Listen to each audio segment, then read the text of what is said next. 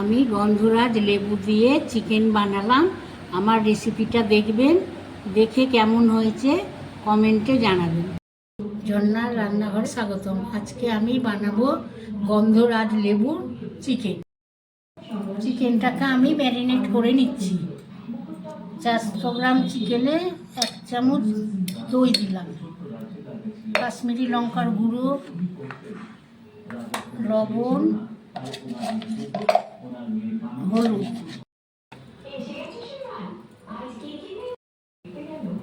এবার লেবুর রস ওর মধ্যে দিয়ে দিলাম, গন্ধরাজ লেবু। চিকেনটা ম্যারিনেট হয়ে গেল, আমি আধ ঘন্টা রেখে দিলাম। আমি একটা শুকনো লঙ্কা, তেজপাতা, আবার লবঙ্গ, এলাচ, দারচিনি দিয়ে দিলাম। তো কাঁচা লঙ্কা দিলাম,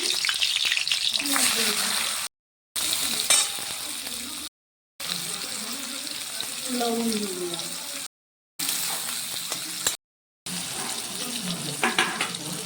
রসুন দিয়ে দিলাম,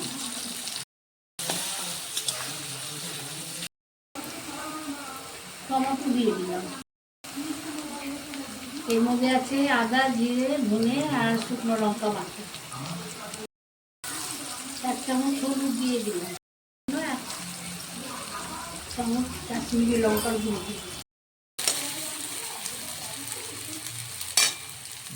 চিনিটা দিয়ে দিলাম। এবার ম্যারিনেট করা চিকেনটা দিয়ে দিলাম।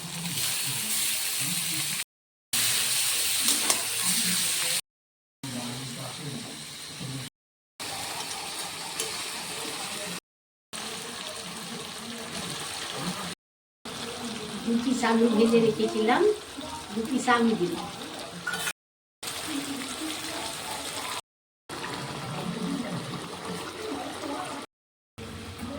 এবার মাংসটা কষা হয়ে গেল, আমি একটা পেঁয়াজটা সেদ্ধ হওয়ার জন্য গরম জল দিয়ে দিলাম। গরম মশলা দিয়ে দিলাম, কাসুরি মেথি দিয়ে দিলাম, 2 চামচ ঘি দিয়ে দিলাম।